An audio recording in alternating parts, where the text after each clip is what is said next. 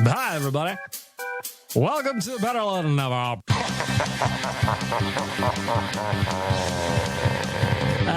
Shit. I'm not actually inside a women's prison at the moment. No, because you're in Edmonton, Dukes. Good afternoon. Good afternoon. At least say a big f*** you to Nick. Tyler Yaremchuk must go to Cinco de Mayo. Ty, why won't you kiss me? Better late than never with bagged milk. Better late than never with bagged milk. To better late than never. Better late than never. Better late than never. Fight me if you don't agree. Long live Arby's. Well. Ty, why won't you kiss me? Or did he? Did he on the nation vacation? Will I admit to kissing Tyler? Or will I not? Welcome to Better Late Than Never. Wednesday. Lots going on. I'm going to get to it real quick, but first I want to shout out the audio department. The audio department works to create a safe space for creativity and collaboration for artists and musicians to realize their potential and share their message through sound and story. Theaudiodepartment.ca. You know the link. They're the title sponsor, have been for quite some time now. Go record a podcast, record an album, record some poetry, maybe get a nice haiku. Maybe you were down on the nation vacation and you wrote a nice haiku about what happened. Go record it there. Why just put it on print when you can speak it out? Remember, the syllables are 575.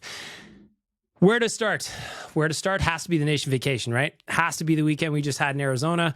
I am back from vacation, the nation vacation, and I'm just going to start off. I just got to start off by saying thank you.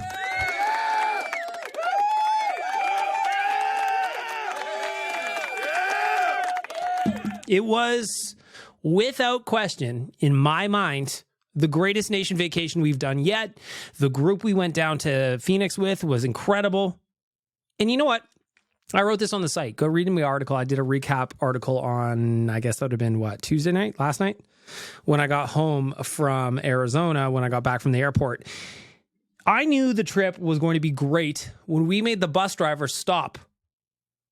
And we all piled off that bus and went into a convenience store. A Circle K, I believe. Could be wrong. Don't remember. And we all got alcohol. We stocked up for the weekend. The entire bus got off.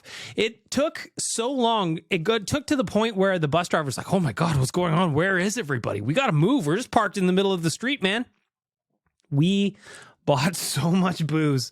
And it was so funny. There's a picture in my mind, and I wish I would have taken a picture with my fucking phone, where all of us had like cases of booze and like some chips and some snacks. There was a bunch of fireball shots everywhere. And just that visual of standing in line and the poor girl that was solo by herself standing behind the counter being like, oh my God, what the fuck's going on? Man, it was so good. So where do I start? I got to say thank you. I just have to say thank you to everybody for coming. This was, like I said, without a doubt, in my mind, one of the best nation vacations, if not the best nation vacation that we've ever done. When we got to the airport on Sunday morning, it was very, very early. Our flight was at 7:30 a.m., so we were there for an international flight. We got there early. But as I looked around and I saw the gear and I saw jerseys and I saw people having cocktails and I saw people meeting people that they didn't maybe know from the internet, and I saw a bunch of people that I've seen before on these trips, I knew it was going to be a beauty. But that bus moment was fantastic. Get to Arizona, we land, we get off the bus, we stocked up with booze, we go into the hotel, and the thing was, our hotel rooms, because we got there at like noon or something, none of them were ready yet. And normally, that's the kind of things where I go, oh man, people are going to be annoyed. But the hotel we were at was just kind of set up for this. So some people broke off and they're like, no problem, we'll just put our bags in storage or whatever. No problem, we'll go in there and then we'll go get some lunch or whatever. But then when we all got back from lunch, there was like an area, there was a courtyard outside essentially where we were just able to hang out as a group. And one thing that we really, really want to do this vacation was we want to do more hanging out as a group and do more stuff as a group. And it started off that way from the very beginning. Having everybody just kind of hanging around, meeting each other. There was a lot of people who hadn't met. Some had met. Some had been on trips before. Some, this was their first time.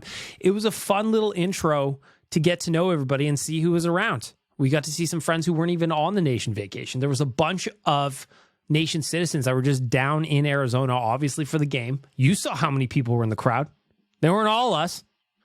But damn it, did we meet some amazing people. And it all started off that first moment in the courtyard where we just kind of sat down and people had beers and they were passing them around. Like, you want a drink? You want a drink? I got one for you. Like, hey, well, who are you? Who are you? What's your name on the internet? What's your handle? Like, all this stuff was going on around me and I loved every minute of it.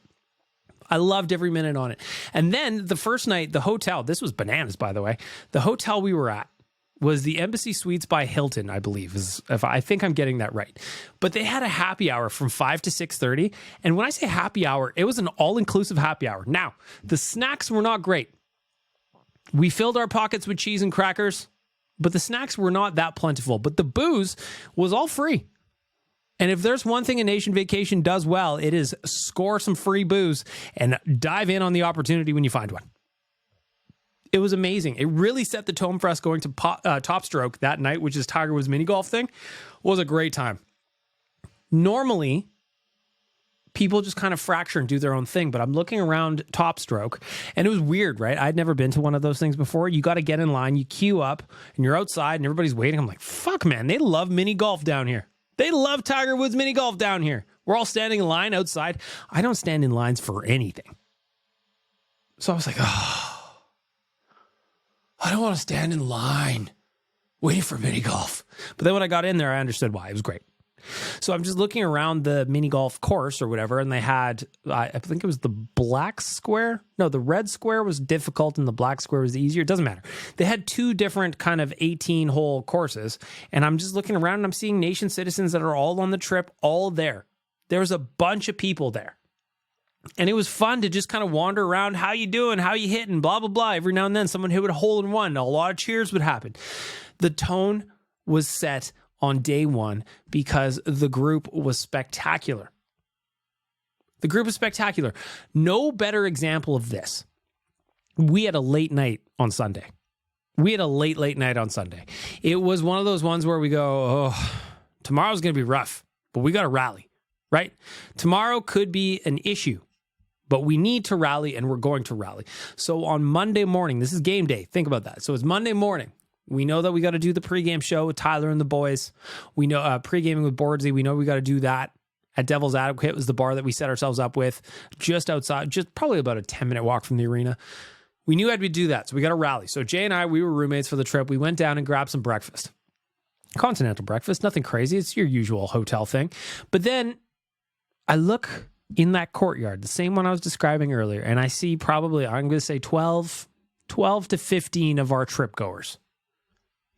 It is before 9 a.m. They are having shots of Fireball. They're having a couple of cocktails. They are laughing out loud. And they are having a blast. And I just looked at Jay and I go, we are in for a shift today. We are in for a shift. And it was. We go get breakfast. We meet Chalmers. We're just going to kind of get ourselves sorted for the day. Like, I hadn't had a coffee. I hadn't had a water. That's where I was at. My head was spinning. It was huge. Pouring out my ears even. It's my own fault.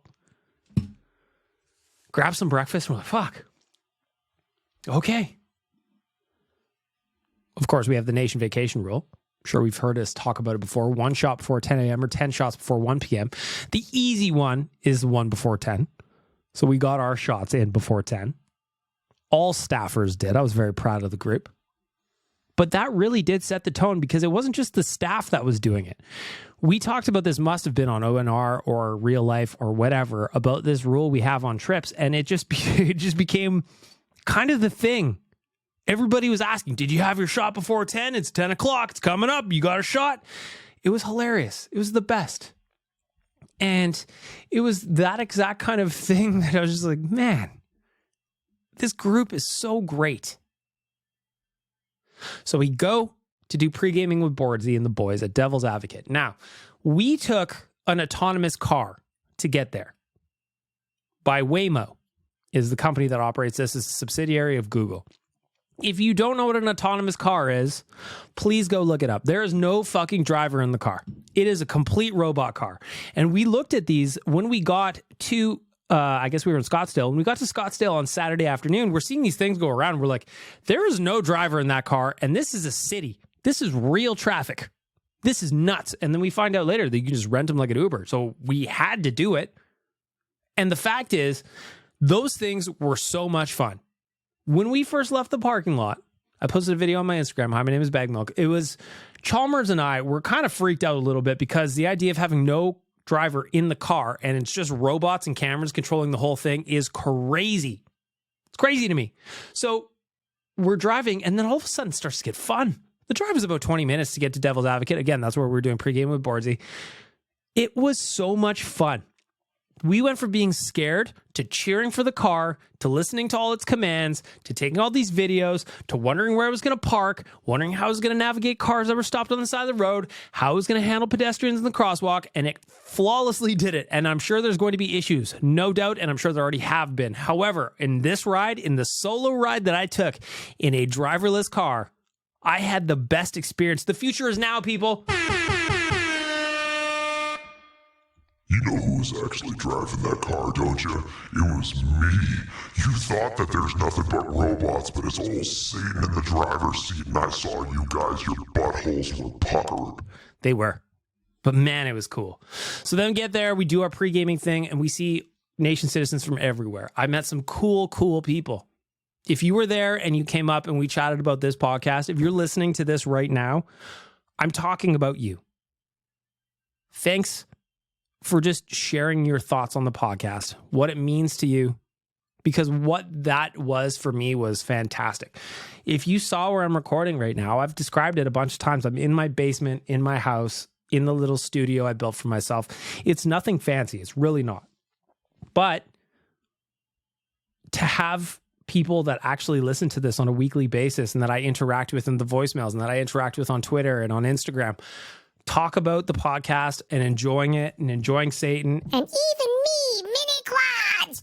It meant the world. And I was so excited to hear your guys' takes on the podcast, what you like, what you didn't like. Turns out dating advice, not so popular. So gentlemen, figure out your dating life. I don't know that we're going to be doing a whole lot of it. We talked about more contesting. We talked about how people can get the hoodies that I was giving away earlier. Christopher Palmer showed up. We saw him at the airport. Actually, their flight in from, where were they at? I guess they would have been in Dallas, I guess. I guess they would have flown in from Dallas. They just happened to be landing right before us. So we saw Christopher Palmer. Amazing hockey kisser, by the way.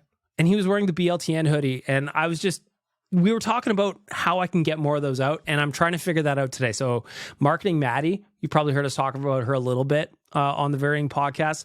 I was working with her today on how we can get some BLTN stuff because I want to do more contesting, and I want it to be more effective and efficient than the last way I did it.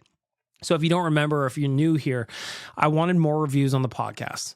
And basically what I did was I collected a bunch of reviews and did a draw for 10 hoodies. I had to order them manually. I did it all myself. I had to approve artwork. I had to do all this stuff. Kennedy had to send some graphics over to me. And then I ordered them myself and I shipped them out myself. And it was very inconvenient and it took too long to get you guys your hoodies. So I was talking to Maddie today about how we can speed this up. And our new graphic designer, his name's Eric. You guys don't quite know him yet. We are working on some very, very cool things because that dude is incredibly artistic and he's got ideas. And I said, man, when it comes to my podcast, let's get weird with it. I want you to take what's in your brain and what's in my brain and mash them together like some kind of weirdo baby. And we're going to put that on clothes, and it's coming soon. It's coming soon because I want to give you guys more. I was so grateful for the feedback on this podcast that I got in Arizona from a bunch of really, really great people and people that I know listen. Because they were bringing up specific bits. We were talking about Zol the Will 1000. Oh, don't talk to me about that fucking guy. I hate when that guy calls in, not to mention nobody wants to take ownership for it. Duke says it's not him, Ari says it's not him, Nick says it's not him, Ben says it's not him. It's nobody. Nobody wants to admit it. And you know why? It's because the bit is terrible.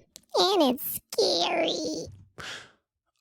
I had a good time with it, and I want to make sure that I'm always looping you guys in on more stuff. So thank you to everybody at Devil's Advocate, specifically pregame, and a lot postgame too. I'll get there. That we just talked about BLTN. I'm very grateful. I've told this story a bunch of times. My hope was to have it hit a certain level in terms of downloads and weekly streams and clip views and all the metrics that we follow at Nation HQ for like our show and podcast KPIs. This one has blown past what I initially had as my first hope for it. It's because of you and because you guys have joined in, and I feel like it's more our podcast than my podcast.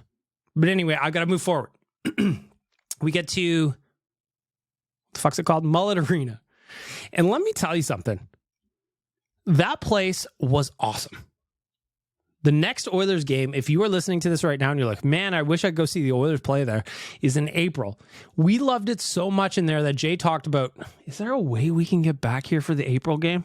It's the second to last game of the season. Is there a way we can get back here? Because we had so much fun.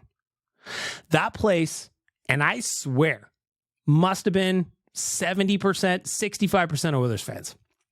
You're looking around from our seats at the end. We were on TV a lot, by the way. Our section was on TV a lot. Everybody saw Christopher Palmer kiss Captain Felton on the mouth. It was amazing. It was electric. It was hilarious. And if you're one of those people that was in the comment section on our social media getting all weird about it, have some fun. Both of those dudes are married. The Oilers just scored. We've been drinking. Listen, if we can't kiss our homies after an Oilers goal, what are we even doing here? The atmosphere was electric outside of the second period. That second period was really bad. That was really bad. In fact, that might have been the worst second period the Oilers have played in quite some time. Fuck Coyotes played the night before. Boys looked like they went out for a big night on the town, I'll tell you that much. Thankfully, the third period saved the day. Boys ended up winning 6-3. The puck line was in play. I think it was Rick bet -2.5. Good for him, by the way. It was great. The atmosphere was fantastic. It was electric in there. But I could also see why a lot of people who are in business ops or just have played in the NHL or covered the NHL think this is very embarrassing, because there are two logos at center ice, friends. There are two logos at center ice, and the Coyotes in the bigger one. I don't know how long that can last. I just don't know how long that can last. So the Oilers win. Everybody's celebrating. As a group, we make our way back to Devil's Advocate for Oilers Nation After Dark. It was still light out, but it was after dark. Put on a great post-game show. The boys did a great job. And then from there, we just went out as a group. Again, we got after it at Devil's Advocate. Their drink specials, by the way, ridiculous. Sometimes you just kind of look at the price when you're down in the States when it comes to drinks and go, that doesn't make sense. Oh, if you're wondering how much beers were at Mullett Arena, I think it was, I don't remember exactly because I was buying multiples. Hey-o. It's like 13, 14, 15 US, depending on what you were getting. So it's not like they were cheap. Or they knew the Canadians were coming and they were going to jack up the price a little bit. I wouldn't have been surprised by either of those things. We spent the bulk of the afternoon at Devil's Advocate. We were enjoying each other's company. We were telling stories. We were having laughs. More Oilers fans piled in. More Oilers fans piled in. More Nation citizens piled in. More Nation citizens piled in. And all of a sudden, you have a bar that is absolutely rammed with blue and orange. This is the most incredible thing that we've done in a minute. We've had viewing parties in Vegas where we've packed bars. We've done that several times. But this was the first time we've ever had pre- and post-game shows in front of live audiences on these trips while we're doing it. Normally we record in a hotel room or whatever, and it's kind of like a KGB interrogation center where you're like dimly lit and all that stuff. The boys set up and had a blast in a bar. We took Nation Citizen content considerations, like having Captain Felton and Chris Palmer describe the kiss moments after went everywhere on the internet was outstanding content. That night, we ended up back at the hotel. There's a picture within the article at OilersNation.com of a bunch of people sitting around the fire. We did that until everyone went to bed. Chalmers was singing songs. If you haven't ever heard Chalmers sing songs, he does that when he's wasted, and it's a great time. It's hilarious. We had people telling stories. We had people talking about why the Nation means what it does to them. We had people doing all kinds of fun stuff. Jay was throwing these little nerd gummy things into people's mouths from across the fire, and that kept us entertained for probably 45 minutes. The point of the weekend was that we spent a lot of time together and we enjoyed each other's company, and I think this was, without a doubt, in my opinion, my favorite Nation vacation we've ever done because of how much everybody was included in what we did. I know I got some voicemails coming up here from some trip goers. I know we got some stuff to get to, but I just want to say thank you. I want to say thank you for what was an amazing weekend. I wanted to say thank you for having come with us and join us on a long weekend here at home. I know you didn't have to. I want to thank all the nation citizens who were down there on their own, who joined us at Devil's Advocate or just wanted to hang out or came with us to Taco Bell Cantina later in the evening when we went out for dinner. Had to go to Taco Bell Cantina, right? Had to. It was a trek to get there, but we made it. Point being, this was a fantastic weekend. And I'm so grateful for the community that follows this team and subscribes to the nation and listens to this podcast and the other podcasts I'm on and all the stories you guys told us of your favorite moments from everybody's content. Arguably one of the best weekends of my life. So I just want to say thank you. I want to say thank you to all of you. And lastly, I'm going to tell you, let's do it again. On Saturday, February 24th, we are doing a watch party at Greta downtown in Edmonton. If you are in the city, $20 a ticket. We're raising money for free play for kids. We're going to watch the BOA together. We're going to have cocktails together. We're going to play some vids together. We're going to enjoy each other's company. And we're going to try and recreate a little bit of that magic from this past weekend. Because like I said, absolute magic. Absolute magic. Nationgear.ca if you want to get some tickets and join us. But until then, if you were on the nation vacation, thank you. If you came to see us while we were on the nation vacation because you yourself were down there, thank you. If you interacted with us in any possible way, podcast, website, social media, throughout the weekend, if we gave you stickers, if you said hi, if you just wanted to high five, thank you. That's what all these trips are about, and this one was one of the best. I cannot wait for the next one. Let's get to the news.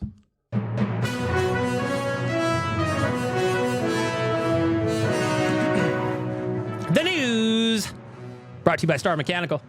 Star Mechanical is one of Edmonton's biggest locally owned and operated plumbing and heating businesses. They have been working within the community for over 20 years, and many of the homes built in Edmonton over the last 2 decades have had their plumbing and heating systems installed by Star Mechanical. Don't have expensive rates, and they focus on being as cost-conscious for the customers as they possibly can. 24/7 emergency services. Visit them at starmechanical.ca to schedule an appointment and let them help your home run a little smoothly. Looking at what's going on since we last spoke on this podcast. By the way, apologies for not recording a bunch of podcasts as we were supposed to. We didn't do Real Life. We didn't do Oilers Nation Radio. We didn't do Better Late Than Never. It was just not that weekend. Having that early game, well, really bunged things up because normally we do that stuff during the day before the game. But then also we just got tied up hanging out with everybody and I regret nothing. So if you were listening to this and going, where was Real Life? Where was ONR? I'm sorry. We'll make it up to you. We'll make it up to you. But you know what? I just think that we had some stuff going on. You had some stuff going on. So since we last spoke, the Oilers beat a couple of teams that win over the Dallas Stars, which I personally think was their best effort since coming back from the All-Star break. The Oilers have been incredibly sloppy since the All-Star break. The PK is under 60%, I'm sorry. Stuart Skinner, a couple of weak goals over the last couple of games. You want to clean that up? I still believe in Stu. This isn't a problem. I'm just pointing out the obvious. And I think that there's a couple of things that they just really need to clean up. Most specifically, taking the second period off. Oh, my Lord, why do they always take the second period off? Listen, man, I just want to watch the Oilers fuck things up for 60 straight minutes. Not 27 minutes, not 23 minutes. I don't want any of that garbage. I want the Oilers fucking shit up all day, all night. And here you go. You take a second period off and you allow a team like the Coyotes to just make you look like shit stains in front of 60% of your crowd. That was a home game on away ice, my friends. You need to do better. Pretty much. Dallas, that's a 4-3 win in OT. That was a clutch win. Evan Bouchard finished that baby off on the power play. Won again on Monday in Arizona. That was a 6-3 finish. But I go back to the game last Thursday against the Blues. Arguably, that fourth period against the Blues when the Oilers gave up 4 goals was one of the worst periods of the season. They haven't played that shittily shit-tacularly, shit-stastically since probably October. It was awful to watch.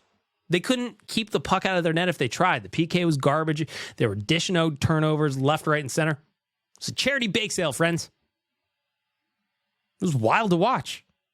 So I'm glad they went out and beat Dallas. Dallas is a very good team. They're first in their division that night. They were 4 points up on the Colorado Avalanche. You know they wanted to extend that lead, but the Oilers got the job done. The Coyotes game, it wasn't perfect, but the first and the third were great. Got the job done. Tonight against the Bruins, you can't take a period off against the Bruins. I know they haven't been as great as they have been lately. I know that they don't look unstoppable like sometimes the Bruins can. I know that they're 4-4-2 in their last 10 games, but they also won their last one. And they're also the Bruins. And on the road, they're 15-5-6, and that is a team that can torch you if you're sloppy. Tonight at Rogers Place, the Oilers need to tighten up them details. We talked about this a lot in the stands at the Mullett Arena. It's like, stop with the overpassing. Let's get simple. You see in the third period when the Oilers came roaring back and ended up scoring 4 in the third, resuming the lead, 6-3 win. A lot of those plays were simple. Vander Kane, shot on net, buried it. I mean, it was from a great spot. I don't know a lot of goalies are going to stop that, but the Zach Hyman goal, that thing was going 4 miles wide. Amazing deflection to get that in. Pucks on net, people.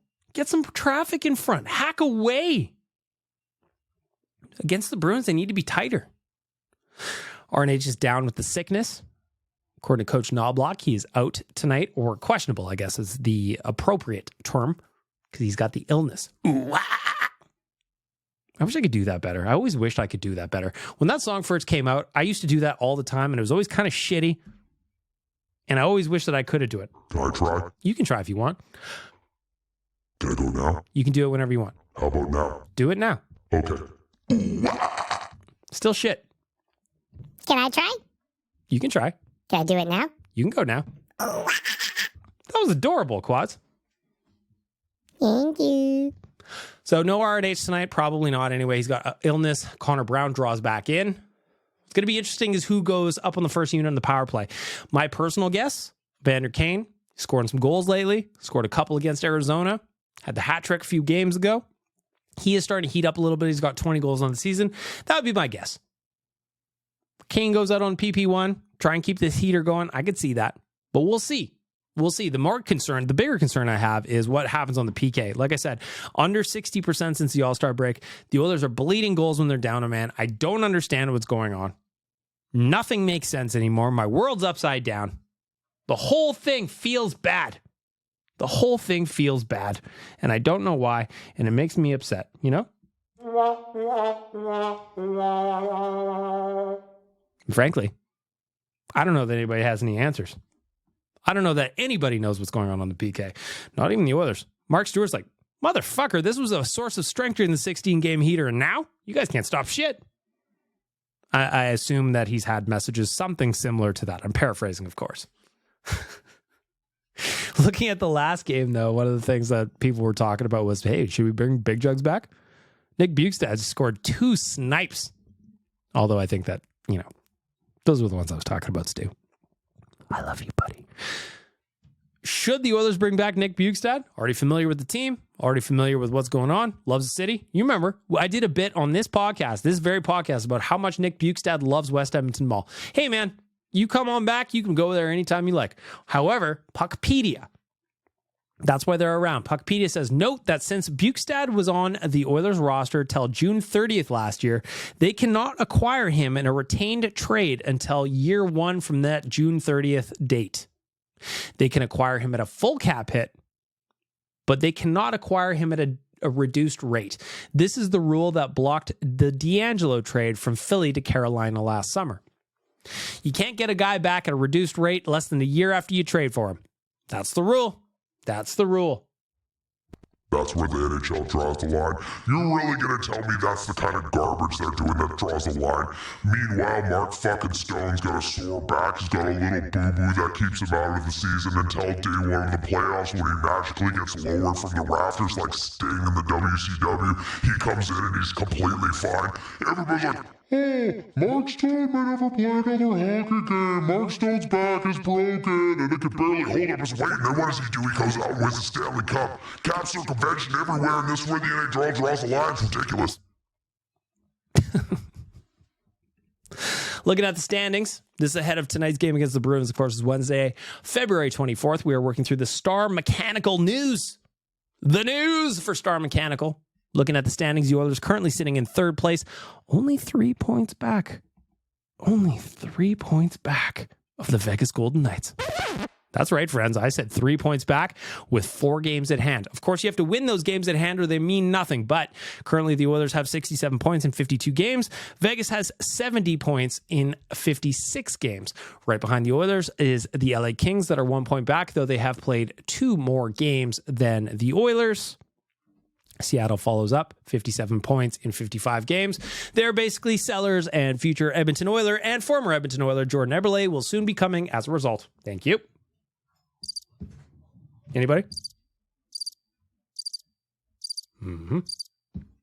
Flames also looking to sell. According to trade targets over at dailyfaceoff.com, that is Frank Saravalli's trade deadline article, the Oilers do have interest in Chris Tanev, though he's not sure a deal will fit.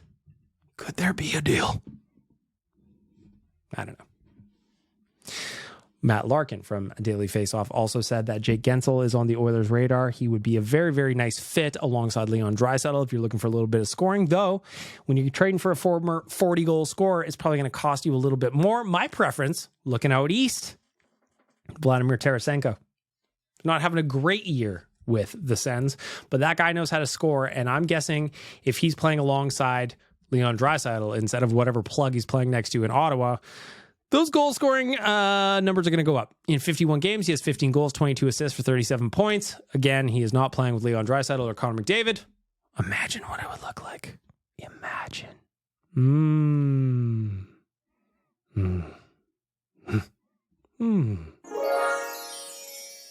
Lovely. We will always report on the news for silly season. Of course, I love silly season. It is one of my favorite things of all time. Change gears a little bit. I want to talk about on a local mental health organization unveiled a mural on Tuesday to honor Colby Cave, the former Edmonton Oiler who died back in 2020. Casa Center's Gym.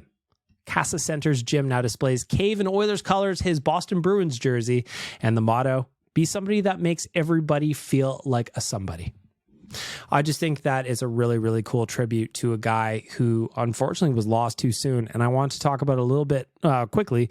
Casa Center has that mural up, Colby Cave. I just think it's a really cool little touch. It's a really cool way to memorialize a guy who gone too soon. He was just kind of getting started, and it's very sad, but I love the mural. So I wanted to talk about it. Had to talk about it. Had to give it a shout out. Back to the Oilers.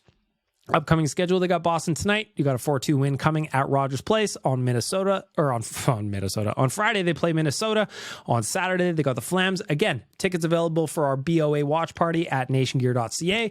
And then they are playing the hated Kings once again on Monday. But this weekend, that's where we're going to wrap up the news for Star Mechanical. Of course, go check them out, starmechanical.ca. This coming Saturday, I've organized it today. We are finally going to get it. I'm going to go down to Nation HQ a little bit early before our party at Greta, and I am going to record a special podcast with the one and only Dukes.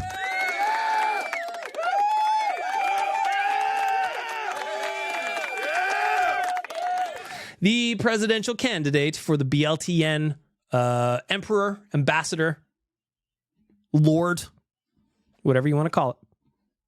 He is in Edmonton. We were texting today. He's actually out with Waz making content right now, or I was going to give him a call and bring him in live on this episode.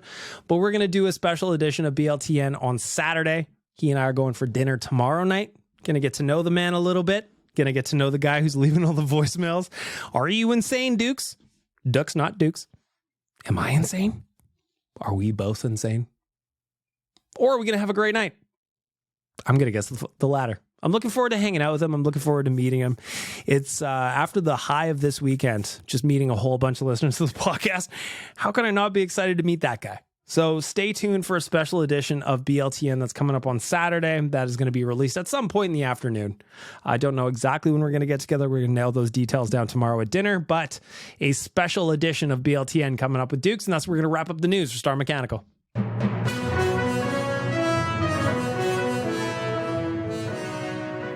Visit starmechanical.ca to schedule an appointment and let them help you keep your home running smoothly. 24/7 emergency services, done. Their team of tradespeople are highly skilled and are accommodating for their customers, budget conscious for your budget. This is David Bowie from the grave. You're listening to Better Late Than Never. And you should tell your friends to listen anywhere else. And what the hell am I doing, etc. Listen to Better Late Than Never. You idiots. You want to see a man, boy? Man, I fucked that all up. I had one button going, I thought it was done, so I pushed the other button, and this is what happens. This is a one-take podcast, people. You want to hear me work through the process? By the way, how many people talked about one takes when I was talking to them this weekend was hilarious. So I'm going to push the right button this time. You want to see a man, boy? I'll show you a man. Kick me in the Jimmy. Trilogy Oilfield, Trilogy, oh man. Reverse. Trilogy Oilfield Rentals are an established provider of tools and expertise across multiple oilfield disciplines, specializing in rentals, pipe recoveries, abandonments, and completions. Currently, they maintain a full-time operating units in Provost, Weyburn, and Kindersley. This is where I get to touch this one button that I love to do and tell you what kind of tools they got. Are you ready? Rental tools, fishing tools, coil tools, drilling tools, mills and bits, completion tools, any tool for any job. TrilogyRentals.ca. What is the righteous sack beating this week? Well, I just spent a lot of time in the airport this weekend. And airport pricing is the most ridiculous thing I can think of right now. Is this the best thing to get annoyed about? No. Is it a very first world problem to talk about? Yes. But what I will say is, I feel like airports do nothing but gouge you. It doesn't matter what you're doing specifically. It's overpriced. Let's say that there's a McDonald's in the airport. I'm not saying I went there, and I'm not saying there is one. But if there is, it's just an example, and you want to get a disgusting McRib, you're probably going to have to pay at least a 50% premium to get it at the airport. It's garbage, man. Especially if you're behind security. I got a bottle of water. Wasn't really paying attention. Grabbed a bottle. This is me. I was in my feelings yesterday when we flew home. Went to grab a bottle of water. Didn't really pay attention. It was just this bottle of smart water. It was nothing crazy. I grab it. I put it down. $6.80 American. Right. $6.80 USD. By the way, my card worked every time, Nick. What do you got to say about that? That's ridiculous gouging. And I feel like the only reason they do it is they know we're all on vacation. Well, at least a big chunk of people that are at the airport are on some kind of vacation, and they just want to take advantage of your good vibes. Because you know what? If I got to buy a beer because I'm excited about a nation vacation and it's going to cost me $15 US, I'll pay for it, but I'm not going to be happy about it. Checked my credit card today. Some of the biggest expenses I had was just buying meals at the airport. We got after it in Arizona. And yet the airport was part of, like, in its tiny chunk of time that we were there, is part of the biggest expenses we had. I hate it. What is with this? I parked here at the airport in Edmonton and I looked at the prices online. I'm like, that's cool. And then when I got out there, I was over the 2-day mark in terms of like what day it was by like an hour or something.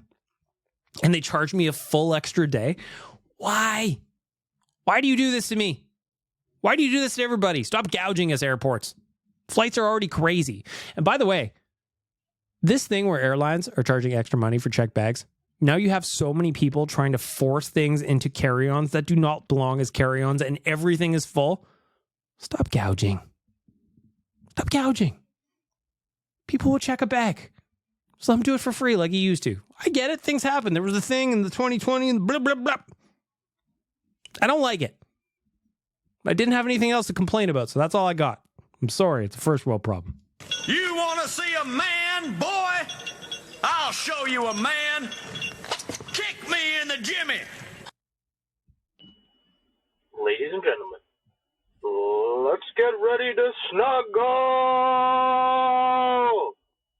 Better late than never.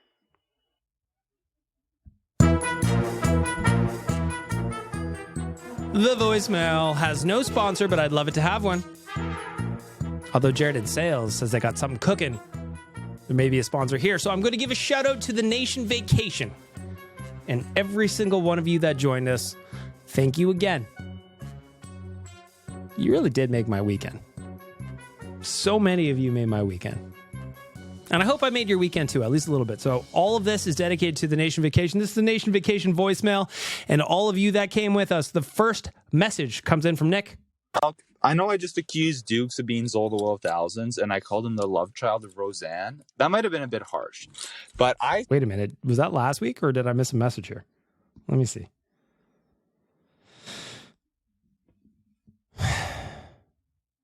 I think I need to find a new voicemail platform. Maybe. Anyway, we'll ride this out, I guess. If I missed a message, Nick, something fucked up. I'm going to blame you. Definitely not my fault. Still think Zol the Will of Thousands is Ben, unless it's someone else. But I'll tease that later. Get a load of this guy. It could be Dukes, it could be Ben, or it could be somebody else. Thanks, Nick. Let's look at means, opportunity, motive. Does Ben have the means to do this? Yeah, Ben's young. He can definitely figure out a voice filter. Yep. And I'm betting he plays a lot of video games. Probably. Because if he's anything like Chalmers' kids, he absolutely owns his parents. Of course. 2, does Ben have the motive to this? Yeah, Ben enjoys fuckery. We all know this. But I mean, who doesn't? Who among us? Back to you. The opportunity. Zol the Will of Thousands' appearances on the podcast align perfectly with Ben's. Zol disappears just as Ben disappears and then reappears. It's happened 2-3 times where I'm not going to lie. Ben, if you're listening to this, the dots are kind of collecting.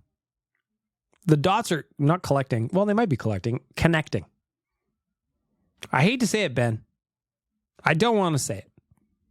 But the evidence is mounting. Ben has disappeared and so has Zol. And they just so happen to reappear in the same episode.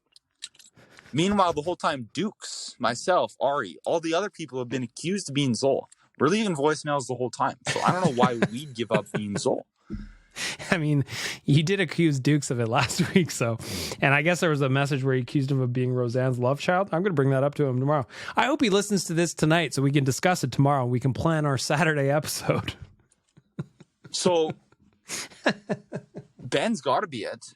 But there's also one other person who would know when Ben is leaving voicemails. Go ahead.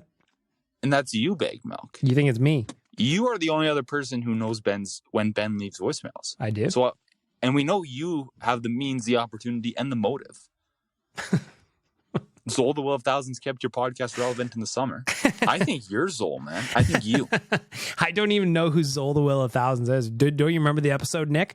This is very convenient. You're forgetting the episode where I had to Google what the fuck Zol the Will of Thousands was. I haven't played video games forever, my boy. I don't even have a system to play them. If I can't play whatever game Zol the Will of Thousands is on my iPhone, I don't know what you're talking about. The voice, you want to hear all my voice filters that I currently have on the Rodecaster? I'll run through them right now. You remember me? I'm the number one. It's Satan checking in. And then me. It's Tiny Quads. Tiny Quads checking in. And then my favorite microphone, Megaphone. And this next one I really don't like. This one is just called Monster. Oh no, this one's fine. This is just basically Satan with more echo. It's Satan. Ha ha ha. So sometimes I'll do... This is Satan, and I'll laugh. Ha ha ha. Then I'll push this one for more echo. So those are generally both Satan, those buttons. And then these are the ones I don't really like. This one is Large Robot. I am a large robot. I don't particularly like this voice, though I do like it better than Small Robot. Small Robot is very annoying. I don't like this one at all.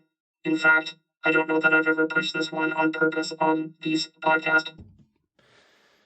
So there's my 6 filters. I'm going to look if I can download more. Rodecaster might have a patch or something that I could download more, but currently, Nick, that's all I got. The hand of justice. Begged Milk, I accused you of being Zol the Will of Thousands. So Yeah. I'm going to back it up with some arguments here. All right. I've seen a lot of crime shows in my life. Sure. So I can make a hell of an argument. Mhm. Begged Milk, only one person here seeks to financially benefit from Zol the Will of Thousands being in your voicemails. And that's you. You run a sports podcast. You get money from the listens. It was a very slow summer for the Oilers. You needed something to keep people interested. So how about Again, I just did a wrap on this. I went through the 6 filters I do have. None of it pays attention. Nick, none of this tracks, my boy. Again, I think that you're deflecting. The lady doth protest too much, methinks. You have played the, what's that called? The fucking red tag event. Whatever that one's called. You know what I'm talking about. You did that. I didn't do that. You are in the intro being told off by somebody else on the podcast. I didn't do that. You did that. So you come in here, you're accusing me with tomfoolery and trickery. Well, that's just not going to fly here, my friend. That's not going to fly at all. I'm going to tell you that. I'm going to tell you that for free. Back to you. taking a character from a video game you used to play? No, I just said I've never played it. Again, you're missing the part where I just told you. Go back and listen. I had to Google who Zol the Will of Thousands was. And then leaving voicemails and creating this mystery. Oh, who is Zol the Will of Thousands? Is it Nick? Is it Ari? Is it Ben? Is it Dukes? That also explains why, once the season started, Zol stopped leaving voicemails. If it was any of us, we'd keep leaving them. But you all of a sudden had something to talk about, and you didn't need Zol to keep people interested. So you stopped. So you have a clear motive here, man. You have a clear motive. You have a clear motive of deflection. That's what I'm saying, Nick. You can't come in here and fucking accuse me of being Zol the Will of Thousands. I didn't even know who he was. I had to Google that shit. Anybody who video games, you're on my list. And all of a sudden, Officer Nick, this is a situation where you're pointing, you are throwing stones in glass houses, my friend. The more this voicemail goes on, actually these last two, this is 3 minutes of pointing all the fingers back at you, young Nicholas. You have the means to. I bet you there's a Zol button on that soundboard right now. You have the opportunity. I mentioned last week Zol only leaves voicemails when Ben does. You're the only person who would know when Ben leaves voicemails. So you chose to scapegoat young Ben. Have him as your have him as your scapegoat. I got you, motherfucker. I got you. Ah, Nick. There's a I'm going to Google this real quick. It's a Netflix documentary. I just watched it on the plane, and I don't remember what it's called. Stalker, Lover, Killer, or something like that. Lover, Stalker, Killer follows the incredible true story of Liz Golyar, a woman who concocted an elaborate kidnap and murder scheme in Iowa-Nebraska border in 2012. If you watch that documentary, and I don't want to spoil it for you, so I'm not going to do that right now, but you are very much sounding like Liz Golyar. If you've watched this documentary, you leave me a voicemail for next week. Anybody other than Nick. Doesn't he sound like this woman right now? Accusing everyone else of being Zol the Will of Thousands, though he is the mastermind. He is the one leaving the voicemails. He is the one with the means, the knowledge, and knowing who the fuck Zol Will of Thousands was. This is a young man in college. He's a smart guy. He's going for brain surgery or some shit like that. I don't remember what he's going to school for, but something like that. Neuroscience. Something. You know how you do this. You can download a voice filter. To point your finger at me, Nick. You're Liz Golyar. Liz Golyar is Nick. Nick is Liz Golyar. You know that scene in Ace Ventura 1, if you're old enough to have seen that movie? Finkel is Einhorn? That's this. That's happening right now with Nick. Next message. Hello. Good afternoon. You sexy pigs. This is the donkey. Haven't messaged for a while, at least a week anyway. Who's counting? Hello. Yeah. Let's get sexy. Yeah. Let's get sexy. Stop it! No, I will never stop being sexy. Captain Felton, I spent a lot of time with you. Famous on the internet, getting kissed by Christopher Palmer. The look on your face after the kiss was hilarious. Captain Felton, what are you going to say? Bags, milk. We got kicked out of the hot tub because of the 16-year-olds lowered by the fire. Where the fuck are you? What time did you leave that? We got kicked out of the hot tub. I bet that pint. You know what I did? At one point, I was just tired. I hit my wall, and I just got up and I left. I didn't say bye to anybody. That is my move. If you see me getting up and just wandering away, there's a good chance you're not going to see me again that night. Jordan, you are up next on the Nation Vacation Recap voicemail. Hey, what's up, EM? What's up, man? It's Jordan calling. I just have a simple question for you. Sure. So I'm coming to town for the Friday game against the Wild. Yeah. And it's my first time being in Edmonton without any family obligations. So I just want your recommendations for some restaurants downtown or things to do. We'll be staying in the Ice District, so pretty close to the River Valley. I want to make a stop at Dog Patch, but any other suggestions would be welcome. Thank you. Well, these ones are always tough for me because I don't, it always depends what you're into, right? It always depends what you're into. Like, what kind of food do you like? What kind of jams do you like? What kind of, just literally anything do you like?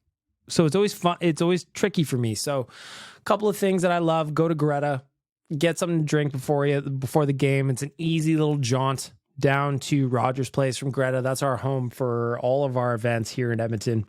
Great food, great drink specials, play some vids, have a good time. If you're into some other stuff like downtown, Seps is my favorite pizza place downtown. El Cortez, just off Wade Ave, is the place I would go for tacos. Mikado is just like a solid sushi place downtown. There's one of those. It really depends what you're after. Just maybe send me a DM on Instagram or something, and I'll try and help you out a little bit more. Always tricky for me to come up with stuff on the fly of just, what are you into? What are you into? Jordan, hit me back. Kyle the Embalmer, you're up. All right, BM, I'm dropping in with exactly what everybody did not ask for. So, as I mentioned last week, Love is Blind is out. Yes. I'm not going to give a recap of what happened in the episodes. Instead, I'm going to try and do this in one take and hopefully in one voicemail. I'm just going to go through our main characters, the couples, what I actually think of them, and whatever. I will join in. Let's start. Brittany, Ken, cool. They seem like a nice couple. Adie and Clay, I feel like they'll be toxic maybe. Laura and Jeremy, I really hate Laura, but for other reasons that maybe I can explain later. Chelsea and Jimmy. Wait a minute. Which one's the one that said she looked like Megan Fox? Because Megan Fox was is this the right girl? No, that's not Laura. Back to you, Kyle. I'm trying to figure out who it is. Fuck Chelsea and fuck Human Bender. Amy and Johnny, nice enough. And then we have our side characters, of course, Sarah Ann. I feel she'll come back at some point. When they all get back to reality. Jessica, I have a feeling she'll be coming back in reality. Amber, Matt, the psychopath. Oh my God. I'm sure he'll show back up. And then my man, Trevor. I felt so bad for Trevor. Trevor was my guy. What'd Trevor do again? I feel like as we know after the preview for the next episode, Trevor will be back, but that guy. I felt really bad because he deserved better, but also I feel like he dodged a bullet. So hashtag Team Trevor. So far this season, there'll be a lot of drama, but I guess we'll see what happens when they get back to the real world. Bye. Jimmy, and so I'm going to go through some of these couples now that I've got them open in front of me, so I know who you're talking about. I'm the worst when it comes to these shows, by the way. I love them, but I don't know anybody's names, ever. I come up with nicknames for these people in my own head, and I just call them that. So Chelsea is the one that I call Megan Fox because she called herself Megan Fox. And then I went on Twitter one day and I saw Megan Fox was trending. I'm like, please this be about Love is Blind. Please be about Love is Blind. Please be about Love is Blind. And it was. And it was great. Twitter is a ruthless, cruel place to talk about anything. Especially when you say you look like Megan Fox. Jimmy is a knob. I'm just going to go ahead and say that. Jimmy is a knob. That guy is such a wiener. Brittany and Kenneth, first couple to get engaged in the pods, losers. Jeremy is a wiener. Jeremy was involved in a love triangle in the pods. He found himself torn between Laura and Sarah Ann. I just think of this. Like, if I came home and I told my old man, listen, I got engaged to some chick I met 4 days ago behind a wall and don't know what she looks like. You'd be like, what is wrong with you? Such a great show. Kyle Embalmer with a follow-up. All right. I'm glad I managed to get through that recap. So now I'm going to talk about the other games that I watched lately. The Dallas, I'm glad we managed to come back. Yep. After playing pretty bad in that second period. Super sloppy. Again, second periods, I'm going to say over the last 5-6 games have just been trash. to at least win in overtime. I'll take it. The Arizona game, as we know, it was a little, nail biting for a bit. I'm a little disappointed in a few things on the betting side. First off, the fact that, of course, I had the Oilers to win every period, which, of course, they did not. I also had the Oilers to win every period. That would have been juicy. My big one from Monday was Oilers to win over 6.5 goals and Leon Draisaitl will get 2+ points. That one cares. So I did a lot of betting. If you read my betting article, Risky Business, that morning at OilersNation.com, you know that when I'm at the Oilers game, especially out of the city, I really spray the field. I'm manifesting a win. So I lost most of my bets on Monday because some of the characters that I was expecting to score did not score. But the ones that I did hit when I was really in the weeds, those brought me above even. And really, that's all you want. So I had over 6.5 goals, Oilers to win, and Zach Hyman scored. That was good.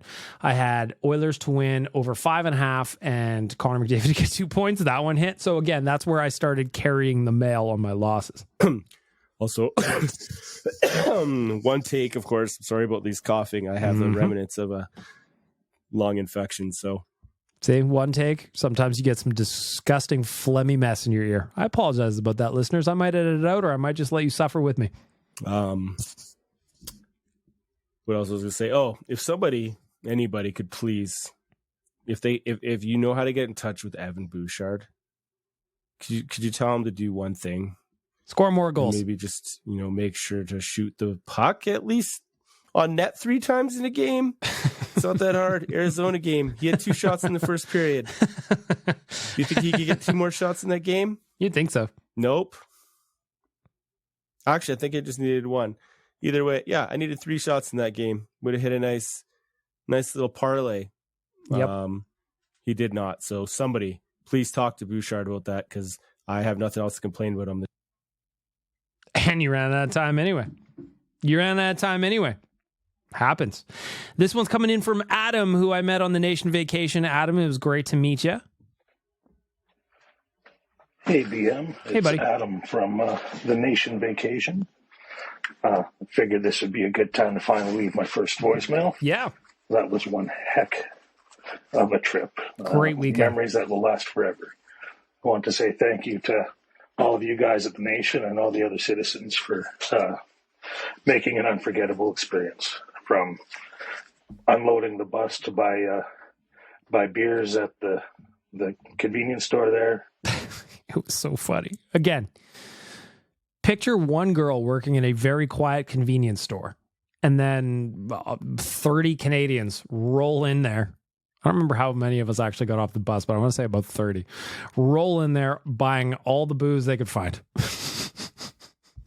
To the mini golf, to the game itself, and all the times at Devil's Advocate. Never forget it. Looking forward to the next one. Bye. Can't wait to have you back, Adam. Thanks for leaving a voicemail. I kept badgering everybody. The people go, I really want to leave a voicemail for BLTN, but I've never done it. I was like, just do it. Contribute. Join us. It was great to meet you, Adam. Pleasure to have you. This next one comes in from Lindsay. Hi, this is Lindsay, Mainlander Tim's wife. Just wanted to say it was a great trip. First time ever being on one. Everyone was so welcoming and so much fun was had. Can't wait for a golf trip now. Thanks, guys. It was great. Lindsay, you and Tim were awesome.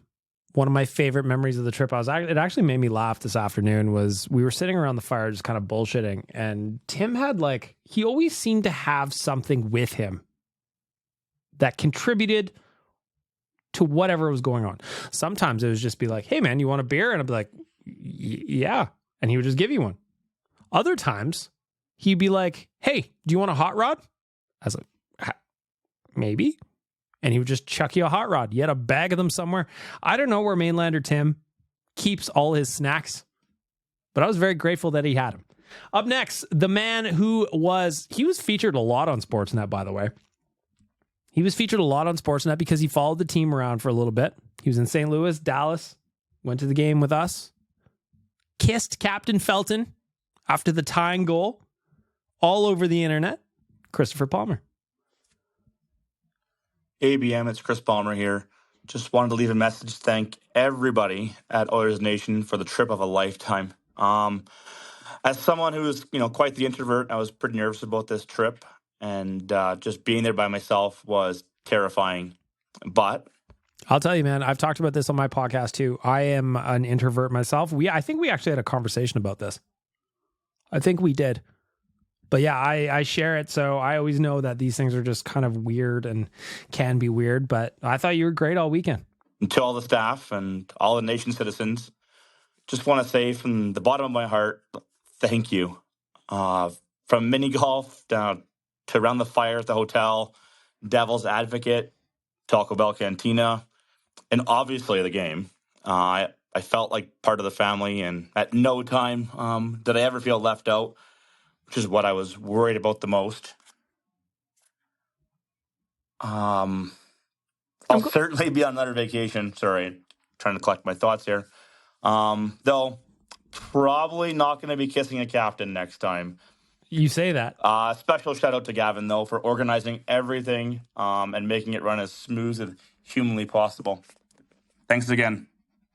You say you're not going to kiss the captain on the next trip, but we'll see what happens.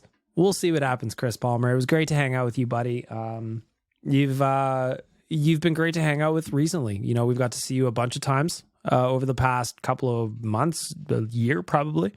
And it's been really great to get to know you a little bit. Can't wait to have you on the next Nation Vacation. Up next, One Take Chad. Okay. As promised, my pizza hierarchy list. All right, here we go. So Panago in the chains, I think that's like the cleanest one. Feels like the most quality. Not always my favorite taste-wise. Got to be in the mood for it because it is a little bit of its own thing, but I think that's the top dog. BP's, yeah, it's real pricey. It's really tasty, but it honestly kind of makes me feel shitty sometimes. Lesser known one, Buster's Pizza is fucking banging. Buster's Pizza, former podcast sponsor at Oilers Nation Radio. That has got to be right near the top. Blaze, I love being able to just choose my toppings. Awesome, I get that a lot. Blaze is great. I like that the way it works. You just pick your shit and rolls through the little thing. Way you go. I don't even remember what my rankings were last week. I feel like I forgot a bunch of these. Love Pizza is in there. Is that a chain? I have no idea. Blaze is definitely a chain. Maybe it's just because I Googled Canadian pizza chain. So is that my problem? Surprisingly, I used to shit on it all the time. Domino's is way better than it used to be. Again, the progress meter. I want to know that Dominic is quality checking my pizza before it goes in the box. The chicken Alfredo pizza, that's absolutely nuts. I love it. Papa John's is good value. It's okay. It's decent. I definitely get it. Fresh Slice downtown is basically Walmart brand Blaze. It's all right. It's good value too. Pizza Hut, yeah, it does suck, but it's better than it used to be. I, from time to time, will get it. Maybe I need to give Pizza Hut another chance, but last time I ate Pizza Hut, it was just dripping with grease and it was just literally disgusting. It's not that bad. Pizza 73 is fucking dog shit, and Little C's is not even food. And for a restaurant pizza, Coliseum Steak and Pizza, baby. Coliseum Steak and Pizza, Vander Kane's favorite pizza in the city. He told us that on the Real Life interview that we did on the Real Life podcast. If you haven't heard that, go check it out on YouTube. There's the pizza rankings from One Take Chad. Worked through it, minute 29, all in one take. Last voicemail comes in from Chris Walkling. Hey, Bag Milk, it's Chris. So I went to the Nation Vacation over the weekend, and I made my own way down there because it's where I live. It's only like a 7.5 hour drive. So, drove down Sunday and drove back Tuesday. But it was a fun time. It was fun to just kind of I look at what you guys are doing on the periphery, because I was at the pregame and postgame, and I just kind of hung out and just watched everything go down, and it was a lot of fun. And to know that you guys do this a whole lot more up in Edmonton makes me kind of get a little bit of FOMO going on. But also going to the game in Mullett Arena was wild because it felt like a like a light version of an Edmonton home game, which I've obviously have never been to. Yeah, well, it was a home game on the road, man. It really, really was. I know there was Coyotes fans in there, and if you came up to an Oilers Coyotes game in Rogers Place, you wouldn't have any of them, but it was a home game. But it was just a really fun time, and like it was just really nice to get down there, talk to a bunch of Oilers fans who came in, who are all very nice. All the ones I talked to, most of them were just like, "Are you here by yourself?" And I was like, "Yeah, I only live like a few hours away." And they're like, "You live down here?" And I'm like, "Yeah." But yeah, it was a really good time, and I hope you guys are either in Vegas, LA, Anaheim, or Phoenix again, so I could mosey my way on down there. Anyways, go Oilers. Go Oilers. Thanks for coming, Chris. Thanks for just enjoying the scene, enjoying the view. It is fun watching if you're a consumer of the content and you've never kind of seen how the sausage is made. It's cool to see everybody set things up and how the equipment works and where it goes and who everybody is and how they situate. It is fun to kind of watch, and I'm glad that you guys got to experience it. It was fun to be at Devil's Advocate and the boys do their thing live, pre and post. So we had a great time, and thank you so much for joining us. Thank you for driving the 7.5 hours. That's a commitment. That is a commitment. So I appreciate you for joining us, and I appreciate everybody that left voicemails. That's where we're going to wrap it up. Going to wrap it up for the Nation Vacation recap voicemail.